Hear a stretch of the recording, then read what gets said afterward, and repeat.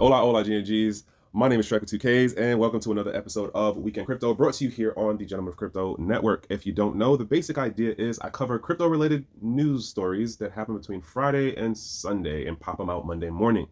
The filter, though, is that I don't do price talk, ain't no charts or none of that stuff, and I'm not giving you the tea on whatever the next, pump and dump thing is. Just not my cup of tea, not one of the things I look to base how I push out the news info on. But we do have a number of other people who are very good at that. Black Rule, Stat Bros, King doing what he doing, and Simonson family, they tell y'all some stuff too. You can definitely check those folks out during the week. If you're interested in the more price talk or money talk related kind of stuff, that's how I give this. So definitely a number of things scratch my brain. Some of the stuff is grouped up. We jumping into different regions of the globe. Before I get into that, two things for housekeeping. One is thank you to the folks who keep coming back, who interact with me in the live chat. I appreciate y'all. Thank you for the folks who are coming back. Thank you for the lurkers. Thank you for the schemers. I appreciate y'all. I know for the schemers, it's the season. It is what it is. The lurkers, I appreciate, even though y'all don't hit the like or say anything in the chat.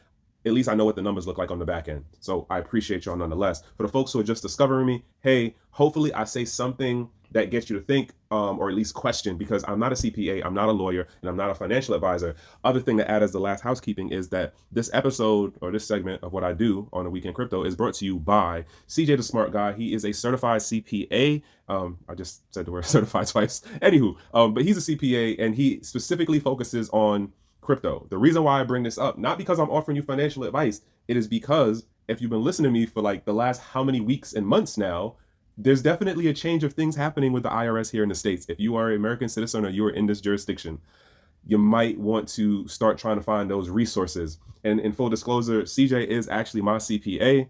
And so I'm not just out here telling you, some random person that I don't know, or like I don't know what they actually do. I do still encourage you to do your due diligence on who you actually decide to use to deal with whatever it is you have been doing in this space. I'm not making any assumptions.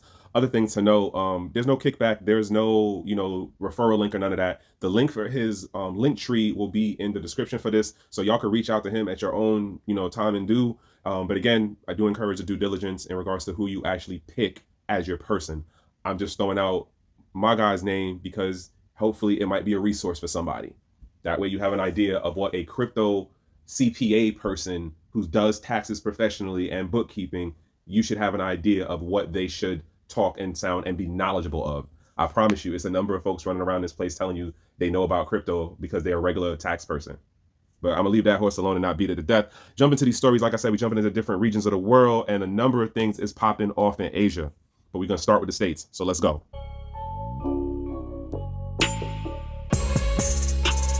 All right, so like I said, I got a number of stories to tell. As you see, the thumbnail says what it says. So between us and regulations and law enforcement to what's going on over in Asia is like night and day. But anywho, so first story comes out. This one got me in regards to Tether welcomes FBI Secret Service in fight against crime. So the basic idea is that they are, okay, let me caveat and like kind of frame this. We've all, well, not all of us. I apologize for making certain statements that take for granted how long I've been in the space and the things that I'm aware of. And I'm gonna try to be more corrective of it, right? So we have known that Tether, as a quote crypto company for the stablecoin USDT, has been able to freeze wallet addresses in regards to them having transactions move back and forth. They literally just did something, what was that, at the beginning of this month or last month for one of the hacks that happened. So now what they're saying is because the SEC started throwing darts at them a little bit, so they're like, hey, we're law enforcement friendly, and we're basically letting the FBI and the Secret Service come into the organization. Now, they're not clear on whether it's some Verizon level we letting the government in, like they got a whole office for themselves, or is it that they'll have access to the raw data of how their transactional history stuff is going. It isn't clear in the article about that, but this is happening. So Tether is working to try and find its way to quote like be relevant. And I'm not saying it to belittle any of the the Tether Army folks. I'm saying it as far as like they're taking this path in order to, one, keep the business operating, and two, make sure that the government quote doesn't mess with them like that. So it's like, yeah, come in, look around, like, hey, I'm telling you the truth, like, look at this, like, that's what they're doing. Now, will it work in the long run? I don't know, but this is happening. I'm actually curious on the end of how many other crypto related companies will take a path similar to this, either by force or by acquiescence. And when I say force, I mean the Binance situation, where they are forced to have someone from the DOJ be a part of the daily operations and the business functioning, versus what Tether is doing here. I don't know, but time will tell. This to me does count as something to scratch my brain as an indicator. All right. So next joint here, I don't know why they did this on Crypto Slate. This wasn't here the other day. But anywho, so this story, like, we're jumping around in regulatory stuff right now. So it came out last week that the SEC is about to publish out some new, let's say, guidance requirements for cybersecurity when it comes to crypto-related companies.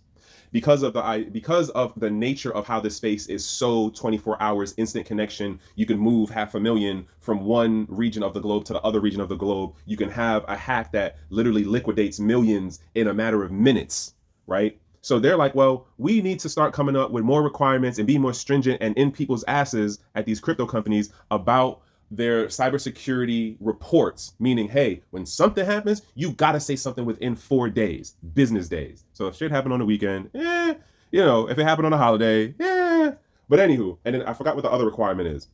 Here's my thing that gets me. Two things that get me, especially for how this article is written. One, this is not a crypto specific issue.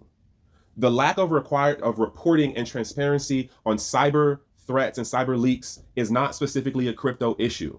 So the idea that here they're coming saying, hey, we need to do extra on the crypto industry. No, you need to make this requirement across the board for every business and every entity that has an online infrastructure that or footprint that has that level of like global reach and like the scale of user base. That's not what they're doing here. They're flapping their gums and making it sound like they're doing something to help the crypto space that is not only a crypto company issue. And in this article itself does not break that down as far as like, hey, yeah, we've had X number of issues in the space over the last number of years as far as a level of transparency, which then goes to this other shit. And I'm gonna say this one for real, and I'm not even backing down off of this one. This is our fault as crypto as crypto people who didn't push the companies, as the exchanges, as the news platforms to be transparent. We literally had how many email and PII related info leak last year that companies like the whole third party email provider, I forgot the name for the company right now, when it happened, and I forgot the crypto related company it happened to, and then who they were using as their third party email provider. That company said Jack Diddley about how the leak happening. And then they did the whole thing of scapegoating it off on the guy who's no longer at the company anymore. Whatever. We did this to ourselves to where we make it that now the SEC gets to come up on the mic and be all loud talking about, oh, well, we need to do this for the crypto space. Why? Because we wasn't community policing ourselves right. We wasn't community policing the people in charge of these exchanges and all of the BS that they were doing and the non-transparent shit that they were doing. Like the thing of, and I've said this for a bit now, especially when we started getting the thing about like proof of reserves, in that blockchains as a form of information is transparent. The people who build businesses based on blockchain are not transparent. So if people from traditional finance, aka TradeFi, were finding loopholes and doing everything they could to not be transparent for how the monetary and financial systems worked, and those are the same people you look to bring into the crypto system, what do you think is going to happen? If the same tech people who were building the technology and making the mistakes and like looking to not worry about the security issue now are the same ones from the traditional tech industry who are now over here, what do you think was going to happen? I'm gonna stop there just to say that I think we did this one to ourselves, and this isn't going to quote be the silver bullet that I think people are going to try to make it to be, and the SEC be the savior. That's just my take on that. Next story here. So this joint is Bobby introduces bot copy trading for automated and social crypto trading. Basically, this is shadow trading. This is not a new technology. This is not a new capability.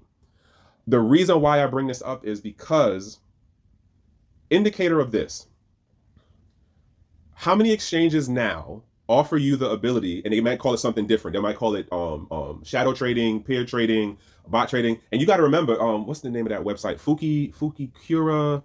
Oh man, there's a website that popped up around like 2019 or 2020 where you could basically do drag and drop smart contract protocols that would allow you to like bridge, do atomic swaps, and like do trading of a crypto. I forgot the name of the site right now. I'm gonna remember it later on, watch. But the point being is that what is happening here in my mind is that they are taking that technology that has been refined a little bit more and offering it within their tech stack. So now like you get to have your own bot versus the just copying what a live person was doing. You now have your own bot. Here's the thing to understand about this. And again, not financial advice, not a CPA, not a lawyer. But what I've noted for how this space has moved, the financial sectors have basically followed traditional finance. So as we had what is the name of the technology? I can't remember the name of the tech, but basically hyper trading algorithms from traditional Wall Street, which started in the 70s. This is the same thing here, and then it's being given to quote the public, where you don't have that actually in traditional stock and stuff like that. Like you can't do that yourself on like Robinhood or Webull, right? But they're telling you could do this on a crypto exchange now. Here's the catch. You're going to get front run by the company. Again, this whole thing about transparency. If you know how to look at the code, see what's happening on the smart contract, see what's going on the back end for where the API calls are happening, how the timing is looking. If you were at that level of it, you would see, oh snap, the exchange is front running me every time on everything, which is the same thing is done in traditional Wall Street stock, NASDAQ, all of that fun stuff.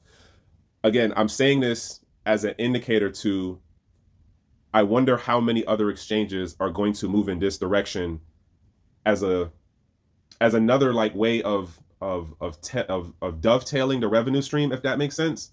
We'll see. As we get into 2024, it's right at the corner. It ain't even around the corner no more. It's right at the corner. So we'll see how this next couple of months and years go to see, does this turn into a trend and pattern with other exchanges? I don't know. All right, what was this one? Oh, yo, I don't know if somebody over there is paying attention at Cryptopolitan, but I appreciate that y'all fixing this damn website on the mobile side, because yeah, the stuff y'all was doing before was just wonky. All right, next thing that happens here is Infura launches unified key experience for enhanced simplicity and security. This is for my techie folks. This is for my ETH baby folks. If you're on the techie side, if you're not a dev or you're not a tinkerer or a DIY person, this don't got nothing to do with you. Might be one of the things you might want to be aware of though. But so basically the idea is, with the way that the smart contracts and stuff were set up before, you had to use different keys in order to like have functions work when they were attached to assets and stuff, right? Like what does the handshake, what does the thing say? Okay, it's cool to transfer this to that. So what they're basically doing is we're going to throw away the multiple key management part, and we're going to do a single key management that will work to unlock all of the things that need to work. Arguably, this is a different security issue and dynamic, but I don't code enough in Solidity to like break it down and point out what each issue would be. But in my mind, this is going to definitely have some growing pains as we move further into the decade. So I forgot the part when they said they were going to launch this, but this is definitely going to turn into something. And again, it's going to be good for the folks who are cool with Vitalik's version of Ethereum. I got another story, a matter of fact, that there's a new ERC, which also ties into this too. I thought it was interesting now that I think about it, that these two things come out similarly timeline-wise. All right, so yeah, that's enough on that one. What was the other story? Oh, okay, yeah. So, all right, this story. Now, I'm sorry, I did that wrong. Here we go. So, this story. Core introduces a first of its kind experience in wallet creation, seed abstraction. So basically what they're saying is like, yo, you can create a wallet that works on multiple blockchains. They definitely are kind of heavy on the EVM side for, the ETH babies. And you don't need to create the wallet using seed phrases. I want to be very, very clear on something, y'all. If you see me using this website, any of these news website platforms, and you hear me talking about these products, that a lot of these news stories, especially in this go around, are product placement stuff, right? I'm not endorsing none of this shit. I'm not endorsing the website. I'm not endorsing the thing that they're talking about in it. And if you listen to me in a number of other things, you know that I kind of rip people's stuff up. Why I brought this story up is because products like this, my IMM in my mind, scratch my brain in that, one, they're telling you like, oh, well, if you connect your Google or your Apple thing, it's easier for you to be able to get in and make the wallet and blah, blah, blah. So this is it's a sideways KYC digital ID integration. That's one thing to understand. And then the second part is they're saying that right now you can still create the wallets using seed phrases. So if you don't want to, quote, change over, you don't have to change over. Here's the thing to understand: when a company says to you, hey, we're going to move to where we streamline the stuff more, at some point, there's going to be a question, if somebody didn't already do it, where they're like, hey, how much longer are we going to support wallets that use seed phrases versus the ones that are interconnected using a Google or whatever other thing that, you know, is acceptable down the road? I'm not saying this might be a year from now. This might be 3-5 years down the road. They will change their terms of service for wallets that were created or are created using seed phrases. If you are into core and I haven't explored it, I'm just saying to you, something to keep in the back of your brain.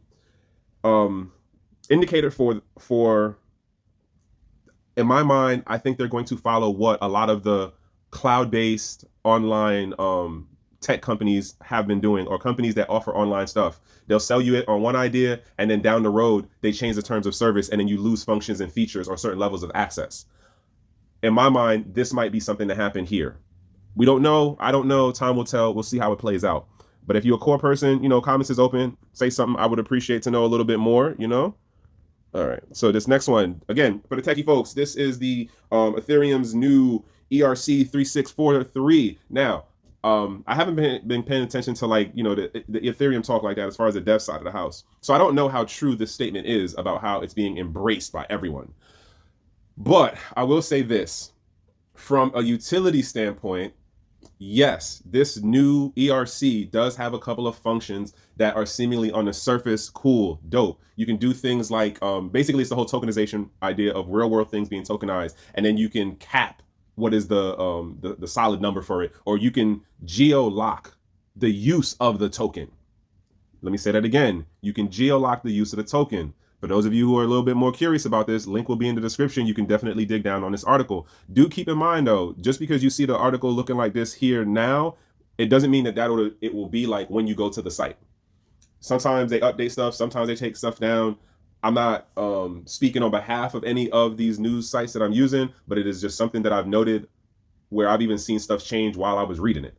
So for the folks who are interested, especially about like the whole real world tokenization, blah, blah, blah, you might want to like kind of get a better rudimentary understanding. I'm not telling you get a code understanding. I'm saying get a rudimentary understanding for what they're telling you it's supposed to do, and then try to understand like, well, what is the issue with that feature?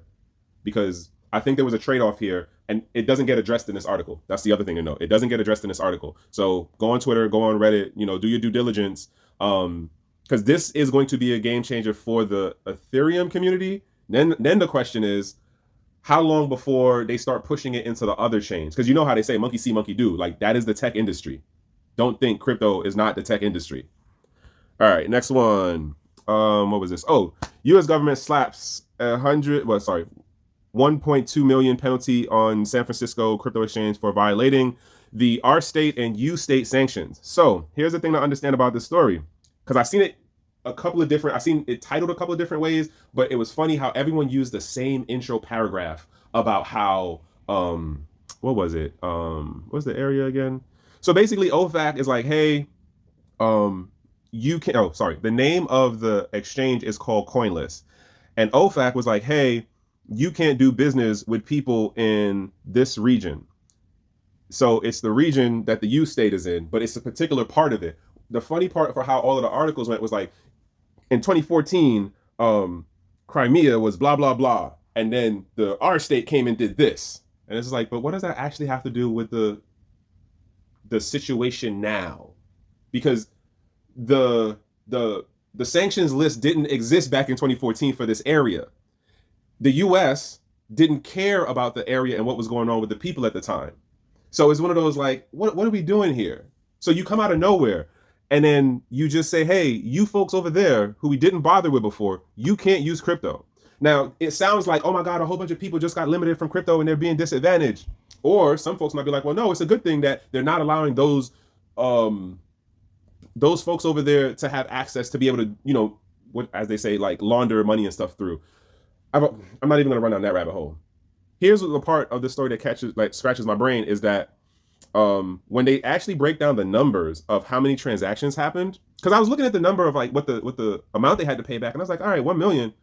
Arguably, that's kind of low because the U state is known to be a money laundering place for Eastern Europe. That's just one of the things that the folks in my circle talk about, right? And so I'm like, all right, well, 1.2 is kind of low. Like, damn, how many people did they have use it? None of the articles I've seen actually break down what the number of users actually is, the user base. They only give you the number of transactions. If you've been a degen at any point in this space, if you've tried to trade, if you try to mess with, automated bot stuff, you know that you yourself on a funky weekend run can do a couple hundred, if not 1,000 or so trades yourself, especially if you jump in between different exchanges and doing funky stuff with smart contracts, bridges, and all of that, right? It was literally a little over 900 and something transactions, which means they kind of just blocked like maybe 20 people, maybe. How am I saying this? The story is being put out again as, look, our country's government and law enforcement is doing something good to, quote, protect. But when you dig into the details of it, it's just like, what are you doing? And why is my taxpayer money going towards this? That's just my thought process on that. I'll be saying it's not, when you read these stories, sometimes it's not about what they say or how they say it. It's what they don't say. Case in point with the numbers. They give you a number that if you know how trading can go, it's just like, that could be like 5 people. If it's a real DJ person, that's 1 person on a hot weekend. Just saying. More stories like that is expecting to come. All right, jumping into this next joint. When I seen this, I was really lost. So if you was in the live the other day, King talked about meeting the dude on set who was from El Salvador, right? And the locals, they cool with Bukele, they feeling what he does, right? They see the change happen in the country, so they're happy with what he's doing or how he's doing it. It's the folks outside that go, all right, well, it's kind of dictatorish. I'm just saying. Bottom line is, your man did the ultimate strategy. Apparently, down there, you can do this thing where you step away from being the president, and if you do it a number of months out before your election cycle starts, you can still run again to be president, even though technically you're not allowed to run as a president, that you're not allowed to be a president back to back. So somehow or another, the legal scholars of this country, the Supreme Court in their version of it for this jurisdiction for them said, all right, it's cool. You can step away and not be president anymore. Mind you, the person who he put into the position is his secretary. She's a smart lady from what I've seen in some other things, but it's still one of those like, come on, like, he not sitting there talking in your ear. Here's where I'm going with this. I don't know how to say indicator, but definitely it scratched my brain. And it's mind-blowing that this actually legally worked down there. I have another thought in regards to legal stuff and like elections, but I'm going to get to that in a minute. If this works, because everyone wondered the same question of, how is this whole crypto the Bitcoin volcano fund thing going to work once he leaves office? It doesn't make sense because you can't guarantee that the person who comes in after him is going to actually follow through on any of that. Damn, I got to try to reach out to Max and Stacey and them because I'm wild on this one. So here it is. If your man pulls this off where he wins this coming election, arguably there's going to be no stopping El Salvador. And 20 or so years from now, El Salvador is going to be on par with a Hong Kong or Dubai. And then he's going to be down in the history books. If he gets this situation where he wins the election, that's how I'm looking at it in my mind.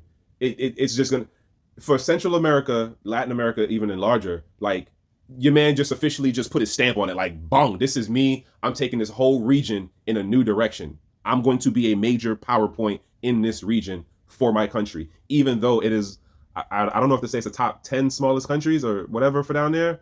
No disrespect to anybody. But yeah, it's going to be interesting to see how this plays out. Which then gets me to, he makes the election, he becomes the president again. You're going to see other jurisdictions look to run the same play. There's another story that I think ties into this too, but you're going to see other countries and countries, nation states, whatever, look to run the same play of a bond based on either Bitcoin or some other kind of crypto.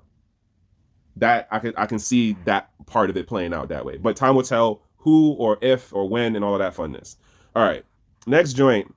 So, where's it at? Oh, there we go. So, Kazakhstan's digital GnG shines in a successful pilot project, gears up for 2024 expansion. If you've been listening to me for the last couple of weeks, I've literally been talking about Kazakhstan for a number of the last couple of weeks. Why? Because they've been putting a foot down on this crypto thing, from the mining to the regulatory stuff. They doing it, and now they jumping out the gate with the CBDC stuff, aka the blue dogs. Like I've been saying, eventually all of the major or influential enough power systems will have their version of a CBDC. Hence the blue dog reference, and there's a whole technology reference thing to it too. So everyone's going to want to show their stuff, right? They want to display and show off what they did. So that's why this story comes out. And they literally had it work at the retail level first. They gave X number of people. They went out and let them, buy things, shop, do that. And the third, like, they gave it to younger kids, let them do stuff with it. Here's the thing that gets me though. This is what I don't kind of understand about this story. So you give the people, they go out and spend. How do the places that they spent at, quote, with these credits, how do they pay for their stuff on their back end? Like, we see that the credits are moving around as it goes from the person to the business, but where does it go after that? That's what lost me in this particular story. But nonetheless, the point is Kazakhstan is doing their thing. And as I mentioned before, Kazakhstan is also one of the other countries that is on the BRI's land ports. It is a major land port on the BRI that goes from the sea state into Eastern Europe. Just throwing that out there. It'll make sense to folks down the road. Next joint. Yo, you know what? I thought of this before and I should have said it. A number of these stories that I'm going through really are just highlighting that arguably the US is getting left behind on the development of blockchain technology by the East. And I would argue the East and like the whole sandbox Middle East region is kind of pushing, but like really the East is pushing. So that's, South Korea, Japan, the sea state, Vietnam, Singapore, Hong Kong, like things is jumping out in that region, from the technology to the regulatory stuff to the money, versus what we're doing, which is really the government slapping down the mom and pop folks to make the way for the traditional finance folks from Wall Street. And I'm gonna say that is my opinion take on it in my mind. And so it just looks funky. And I've been saying this for years, like, yo, I stole it off of Andreas. I ain't gonna cap on that one. I stole it off of him in that the way that crypto and the blockchain technology, as far as the utility and use cases will develop, will be far more interesting outside of the US. And in my mind, that's some of what I'm seeing in these news stories as trends and patterns. That's my thought. All right, so this other joint right here, C-State mobile launches Link NFT, a new era of NFTs and Web3 in Hong Kong. So basically, it's a company that has ties between mainland and Hong Kong. I'm really going to be driving this point about people really need to be more geographically inclined in regards to where Hong Kong sits, geographically speaking. And so when you hear me say things like the mainland, there's a reason I'm saying that, because it literally sits off of the mainland of the sea state. It's not way out in the ocean by itself. It's not some huge piece of, no, it's not. It really isn't.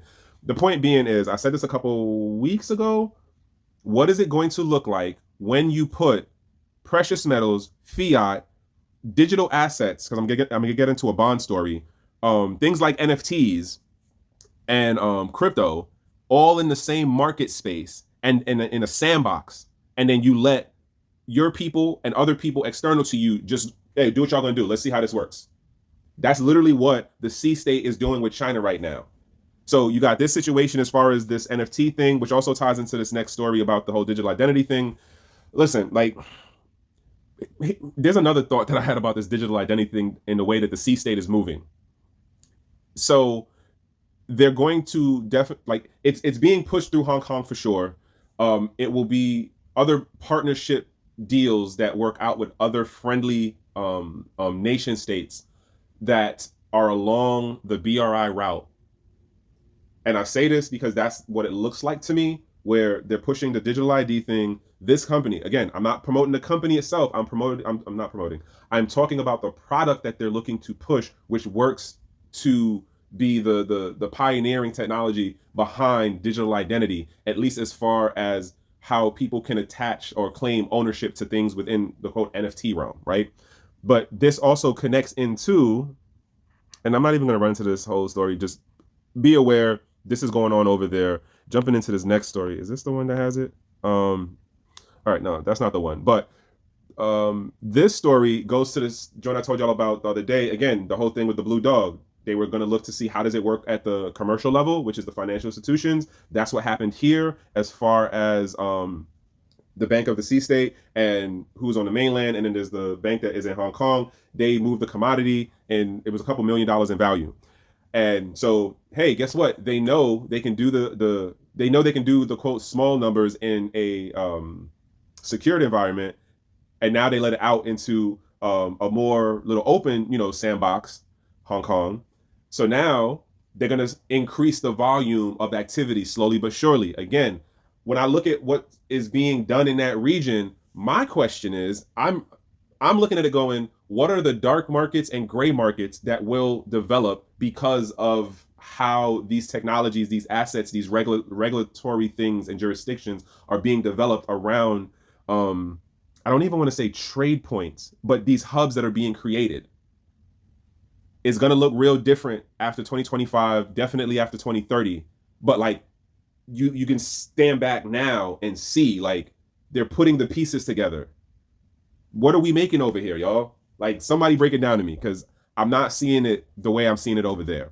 Anywho, so successful CBDC transaction. So this means they're going to push into the next phase of things. And remember, one of the things I had said was, once they get it to run and they can see that they have like a low margin of error and security thing is working at a certain level and it can scale and it's doing what it does, the rollout time for the other areas along the BRI are going to change. It's not going to take a year and change. It's not going to take 6 months. It's not going to take, like, it's all right, click the switch. Like, everybody get the software update.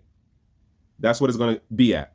All right, so this is the other thing that I was talking about as far as the Sea State introduces blockchain-based real name verification system. Here's the thing that gets me about this. Yes, the Sea State has, a ridiculous number of people in their population, and they go into other countries and regions of the world. So my question is this. You have your digital identity over there. We have our digital identity over here. At what point does the consolidation happen? What makes the consolidation happen? That's the other part that gets it to me. So this is another way of where the East is going to beat us as far as the digital ID thing, because they're doing the onboarding process in a different way compared to how we're doing it out here. And it at least looks to me like X amount of the software and the hardware is already distributed to a degree. That's the part that it looks like to me. So you get what?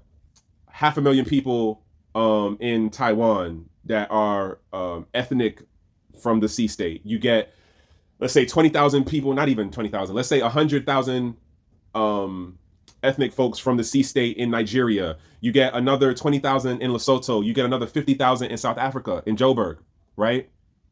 All of those people that are there have this digital ID. How long do you think it takes for them to start being like, all right, well, we want to implement this where our people are? Again, you got how many Chinese folks coming across the southern border right now through certain Latin American countries? You think there's not going to be some setup along that route of eventually being, you know what, not going to run down that road. Point being is, this is being rolled out, and it will not just be confined to the homeland of the Sea State. It will follow where their people go. And eventually other countries will start looking to push the same thing. And then we're going to have to get to a consolidation phase again, because you're going to have to integrate the different IDs and stuff to work in different regions. I don't know how long that's going to take, but that's going to come up soon enough. All right. What is this next one? Okay. I didn't reach out to who I wanted to reach out before I went into the story. I really should have. All right. So if you have not been paying attention to anything geopolitical, for the last, like before the R state, U state thing, this was the topic. Even Pelosi went out to Taiwan at one point, which technically she's not supposed to do because she is not an emissary. But anywho, so basically the government, so they're about to have their election, I think next month.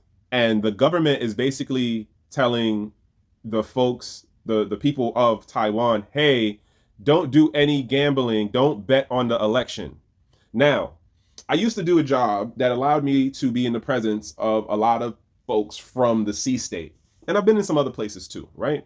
And one of the things I note is that gambling is definitely, there's a level of normalcy to it within that culture, within that grouping of folks. So on surface, this is, hey, we don't want people to gamble because, you know, they could lose money and there's going to be scammers and stuff like that. That was the initial surface thought. Here's the, and this is more on the like the woo-woo side and some of the other folks that I pay attention to. You know how we talk about we don't like other countries influencing our election process or cycle? And we had this whole thing that happened during the Trump era, which was then actually legally disproven and debunked in Congress, and it is on record in full transcript. They didn't have the evidence they were claiming. But anywho, I think in my mind, this is scratching my brain in that why would you go through this level of hassle to make people know that they can go to jail and be fined for gambling when they've already been gambling on any and everything under the sun, right? Unless there is a fear that the people who certain invested parties might want to win don't win because the attention of the population, as far as paying attention to the platform, and I'm not even going to say the platform, you can look in on the article yourself to find the name of the actual company. So the thing is this, there's like 3 people that they named. I don't know what the actual politics are of the people. I don't know who's the US friendly person versus who's the C-state friendly person, right? What I do know is there must be a serious amount of money being moved around in order to be like, this might actually be a potential issue, let alone the fact of when people start hearing how much the odds are and what the payout could be for who's who, I think they're worried that that might actually influence how people actually vote. Why is that an issue? Because it doesn't take much of a social media marketing campaign to make people think the hype or the numbers are one thing versus the other. And I think that's part of what they're worrying about. So arguably, there's more stuff going on behind the scenes in this situation. I just thought it was interesting that they're literally saying, hey, don't use this crypto gambling platform to to gamble on who wins the presidency of the country. I don't even know what the voting rate for the population of Taiwan is like. But again, if you're putting this out, what's going on behind the scenes that you're worrying about? Like, are we saying that the crypto part of the population is that much of the mainstream population that it would influence how they went and actually voted? Or is it that there were already things happening within the gambling ring and you were seeing it play out? Let me stop. I hope y'all get where I'm going with that one. Let me move on to this next joint. Like I said, the Asian region, man, things is happening. Okay, so this came out, when was that? Yeah, Friday. So Philippines SEC clarifies 3-month timeline for Binance ban following advisory, right? There had been widespread confusion on the internet about the ban's implementation, prompting Lee to, address the issue. Here's the short of this, because when I read it, I was like, wait, what are we talking about? So it's not even that they're like, oh, Binance can never be here again. I mean, no, that's not what it is at all. Basically, remember the thing I told you all about Brazil and the thing they were doing with the taxes? This is the same thing going on here. When you read into the article a little bit more, they take some quotes from their SEC person. And basically what he's saying is like, we want to make sure that we can keep our people using local exchanges. We don't want our people using the foreign exchanges who don't have a physical presence here in the country. Why? Because they want to be able to reach out and run people's pockets. They want to be able to touch the company, whoever the regional office manager person is, whoever the local VP is. They want to be, when they ready to take you into the legal system, or they ready to start finding you and stuff like that, they want to be able to walk up to some office and just walk in and be like, hey, you owe us this amount of money. Hey, somebody got to go to jail because. That's what this is. It is protectionism. I'm counting this as another indicator that you will see more countries coming up with various reasons and various methods of being able to condition the local retail level of the retail side of the population to use local crypto related things. Arguably, this is a natural part of how industries develop within these different jurisdictions, and it's a natural part of the quote cycle that like industries go through. I really, really hope this does not last long, in part because it retrains people in how they understand the technology and what you can and can't do as far as the technology works to do borderless, universal things, but then you're being conditioned through policy and fear of jail time to not go beyond, quote, what the government is telling you you're allowed to use, even though it's open source technology, right? That's the point of where I'm trying to go with this. This situation is protectionism for the local crypto industry of the Philippines. It's the same thing that Brazil is doing. It's the same thing the EU is going to start popping off with. Africa's running through the same thing too. But it's being pushed at the retail level, folks. It's not about the family trusts, the financial institutions. It's not about them. It's about the little guy, the little Joe Jane, whatever. All right, we at. I think I'm second to the last. Yeah, so Hong Kong rallies 5 major banks for blockchain-powered green bond initiative.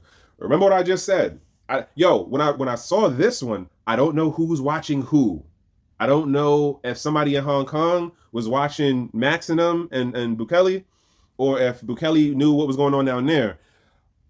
But the idea, okay, so first let me throw out this part of this idea of green bond initiative. That's marketing bullshit. Marketing bullshit all the way.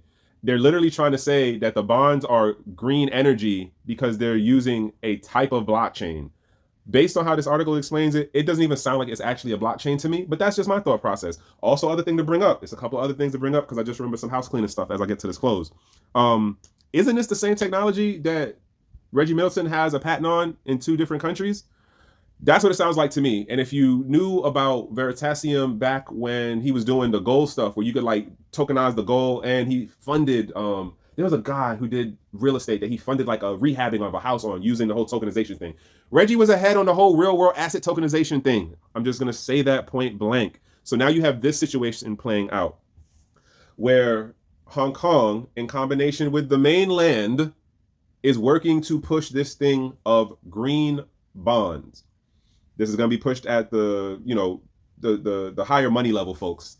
But it's all a gimmick. Again, I asked the question, what is that hub going to look like, that sandbox going to look like when you put products like this that are made up derivatives, that are, imaginative financial instruments in combination with physical precious metals, paper metals, crypto, fiat, digital fiat, that's the CBDCs, like, how is that going to play out or look over the next 5+ years? It's going to be madness. And understand, it's not just going to be there.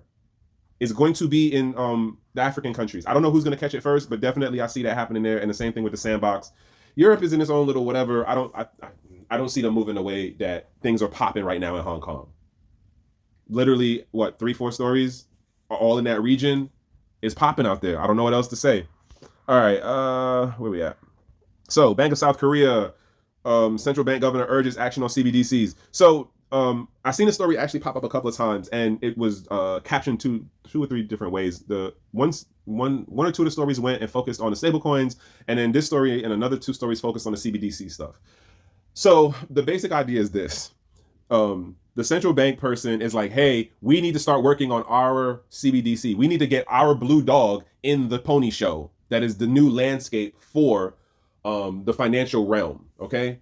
And so part of the talking point was, hey, stablecoins are not actually stable because they're pegged to the fiats, and we know that fiats fluctuate, and then there are other manipulative things that are going on in the fiat market, as well as things going on within the stablecoin market, especially when you look at a number of the major utilized stablecoins are American-based, and the legal stuff going on over there has a potential to mess up how the stablecoins interacting in the Korean exchanges would get messed up.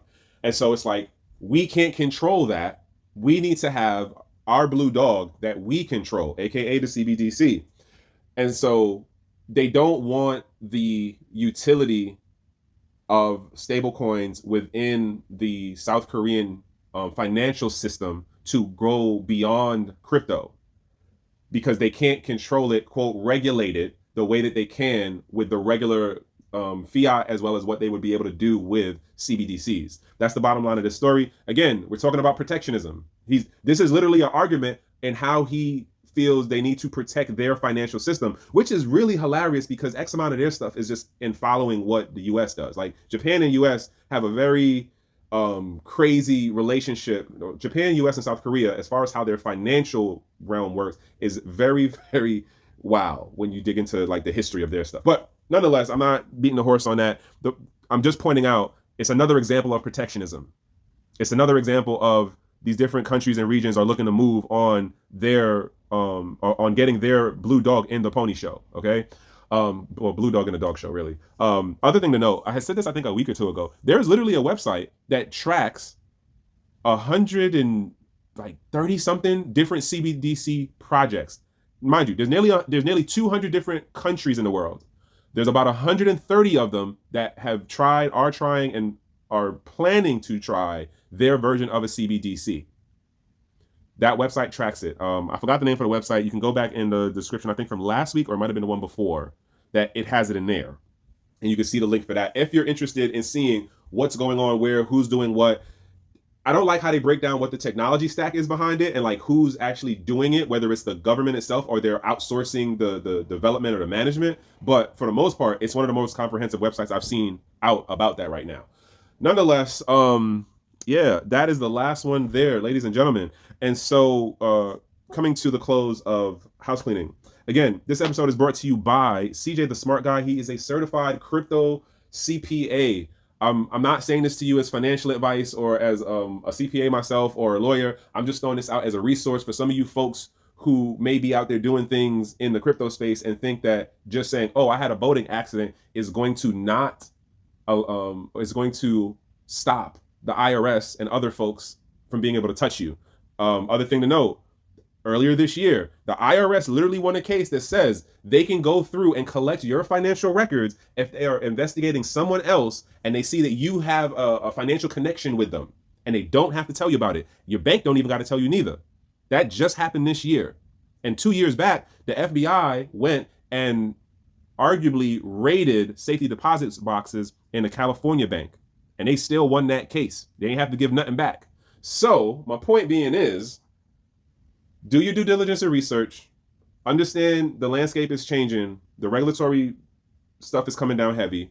And, you know, some of y'all might need to talk to a tax professional that CJ is. Link for his thing will be in the description. I'm not telling you you have to do it, but I would recommend doing your due diligence when you try to find someone who will handle that stuff for you if you are not a tax professional yourself. Just saying. Other thing to note is I got to get back on the whole stuff with the Metaverses the other side. Like, I got a number of episodes that I need to push out of things that we've been talking about. That I'm playing catch up on that. Apologies for that for the folks who are starting to get into it. And what else? I think that's all I got. But as I say, have a P over B day. Thank y'all for chatting with me in the live chat. And yeah, have a P over B day. And from one human to the next. If you can't have a P over B day, aka productive over busy day, at least be in a safe place, in a safe space, and in good company. For one human to the next, that is the best that I can wish you. All right, y'all. One.